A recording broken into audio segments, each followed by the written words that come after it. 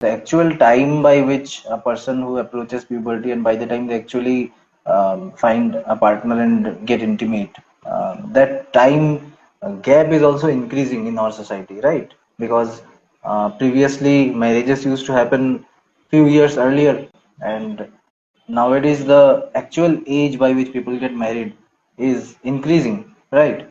Yeah, but And adding yeah, to matlab, that, it's a very traditional. yeah, I mean, traditionally, Yeah, it used to happen quite early, yeah, and adding on top of that, there seems to be a difference in conditioning of how men and women are brought up. big time. What I have seen is men are in general more open to sexual encounters, casual sexual encounters. They go for it. They are more likely to go for it, whereas there is a gap between the genders, and women in general are likely to wait more till marriage. Don't you think that adds to more frustration with the genders, among the genders? And um, is there something that can be done in a healthy way to remove that gap or minimize that gap? So very, I would say a very disturbing question, to be honest. Um, so It for could be because it is a disturbing reality for many. It's a Uh, disturbing it is reality also. something which spoils the experiences of both the genders, I feel. Hmm. so coming to it, I'll take it part by part. Uh, First part is about men. The first part is about marriages being happening late. So I would say that uh, I've interacted with several young people and have been doing that also about this very topic. I'm seeing that this barrier of marriage for intimacy is being broken down by the younger generation pretty well. I've known of people who have planned to lose their virginity at 18 on 18th birthday and have successfully done that sort of people. यहाँ से लेकर we have young the youth in the villages who are involved in intimate encounters with each other, sometimes under the pretext of religion, sometimes under the pretext of Gauna, as they call it, which is basically sagai or engagement, or the pretext of marriage. Under these three, people are girls are being married off at the age of 18 also, and in some parts of nation, and at the age of 28 also at some part of nation. But I wouldn't say so. In a very traditional setup, a boy gets married not after 23. 23 is the cutoff. Most traditional families may 23 is the cutoff for the boys. You're working, not working. Come join the business. Working, very good, and get married now at 23. For girls, that age begins at sadly 18 itself. So 18, 19. 21, if they don't get married, their family starts treating them like a liability. Now, in this situation, there is a gap in the age, which is always there also, earlier also, between the husband and the wife in a very traditional setup, which goes by at least 5 years and onwards. ये है बहुत traditional setup का. This is like मतलब in the घूंघट sort of family. This is the Very village sort of setup. हाँ, this is the very very very culturally rooted and traditional setup में. The others are the ones who are in semi-urban, urban, metropolitan areas, who are very much open to the idea of intimacy, but still they call it sex, and they treat it as sex also. They don't treat it as intimacy or a sensual encounter. So it comes with that entire inability to understand what it is, lack of sensitivity, again, like I said before. So these encounters which happen in semi-urban, urban, and metropolitan. Also, I would say urban also to an extent, like taluka level places, is where it comes. Both the genders come to it from an unhealthy curiosity wala point itself. This happens roughly around 18, and that is why exactly parents wanted to marry their daughters off by 18, and boys have to find a job basically till they get married. So both the genders are approaching it with this urge to know what it is, or to eat the forbidden fruit, like it is said. Because whenever Yeah. you say that you don't have to do something, you would always want to know why that something shouldn't be done. Like, for Of course. example, don't smoke cigarettes. If you have been told, Adds to the curiosity. yeah, Yeah. that's the curiosity. If you say no smoking here, why no smoking? Or don't smoke, it's Yeah. not good. But what is smoking? Why no? कि पहले what तो जानना है ना. We have to know what exactly is that, and that is where most of the conversion happens also. So yeah, so this what wala question, when the people they cannot get these answers from anybody, to be honest, कि what exactly it is and what exactly it feels, and again it's an experience and everybody might have a different one, thereby everybody's everybody's answer for this what might be different. But in the quest for that answer, there's a lot of matlab, there's a lot of realizations that happen to people, and a lot of unfavorable experiences also happen. I mean, I don't say that every time it happens the same way. Some people are very lucky that they have really great experiences and great people with whom they have these encounters. But on the majority, it is the sadly the female gender that has to be on the receiving end of it. Uh, Hmm. and why male versus why female? Openness is the other part of it. So we've answered the gap wala issue. The gap wala issue is not. Uh, it is the quest for this answer what that brings people to this good or bad experience that they have. Mostly bad. Now coming to openness. Since the time a boy and a girl comes to age, AFAB and AMAB again for me, I would put it like, the assigned female at birth, no matter what her inclination or what her tendency is, her family, how much ever progressive, like underline this, how much ever progressive the family is, they want the girl to get married off at some age. True.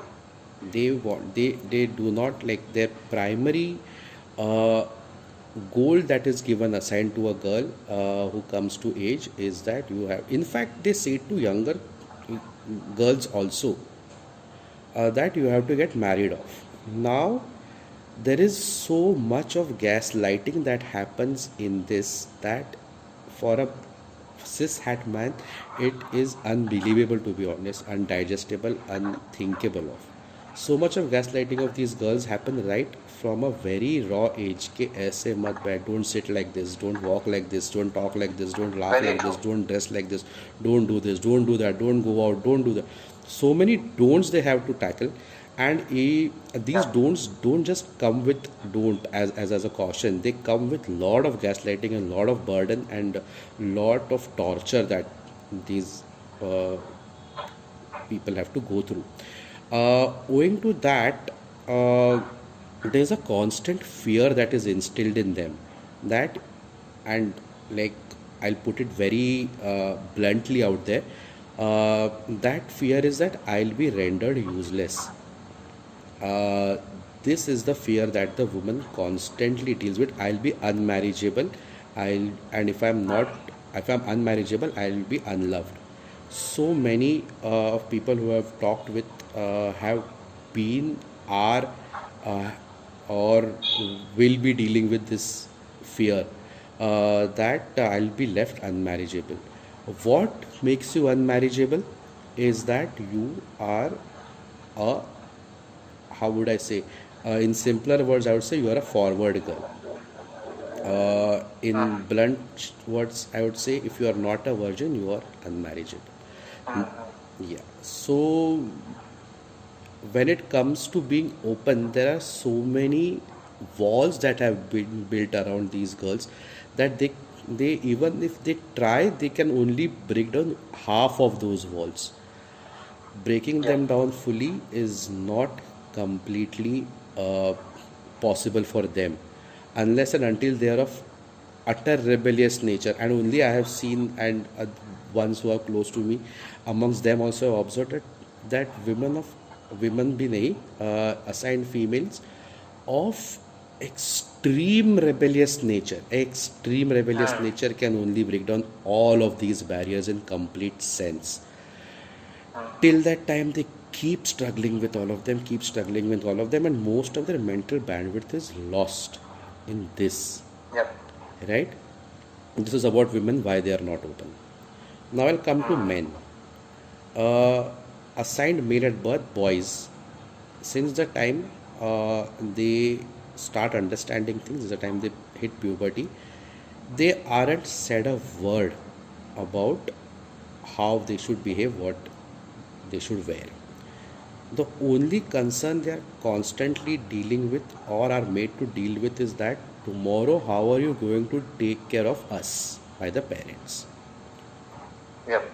Constantly, and that pressure keeps building upon them all the time, be it in terms of education, be it in terms of career, be it in terms of profession, or be it in terms of taking forward a shop. In all of these, the male gender has to always worry about ki, and that's a constant fear at the back of the mind, ki how am I going to take care of my parents. uh, this role that is given to them uh, builds a very large burden on their backs, and it's so much of pent up energy. There is angst against this burden, because again, like the girls are gaslit about how who will marry you, boys are gaslit with this very statement कि तेरा कल what will you do tomorrow, how will you True. earn, what will you give us, what will you feed us tomorrow if we are going to behave like this today. And this, see, it's so weirdly ironic that both of them have so much self hatred for themselves, because their families have been gaslighting them since ages for one reason or the other. So now all this pent up energy that the male species of this nation has uh, gets an outlet when it comes to uh, the freedom. Yeah. Yeah, and the patriarchy also asks them to enjoy the freedom to the fullest because they are going to earn. If they do not earn, they also lose this freedom to a big time. But what it does is this freedom spoils them. Now this freedom, like if you are a man, they'll always say कि उसमें क्या है, it's fine, what's the big deal, yeah, you should have a girlfriend, if you don't have a girlfriend then what kind of man are you, and shit like that constantly gets served to them. So sometimes even if they don't want, they have to be open about all of these things, and there is no much pressure also, obviously. So they kind of enjoy, and it's easier for them to explore also, and it's easier for them to find out also. So this nasty freedom with the burden, it makes them a very weird confluence of pent up aggression that comes out through expression of masculinity, which firstly comes out with fighting. Secondly, they find like great sense of masculinity or manhood in taking up fights, picking up fights, and taking them to completion, be it in on the border or be it in the by lanes of their house. So this is one expression, and second expression obviously is romantic heroics, which obviously come with, thanks to Bollywood, they come with, romantics come with the air of sensuousness also.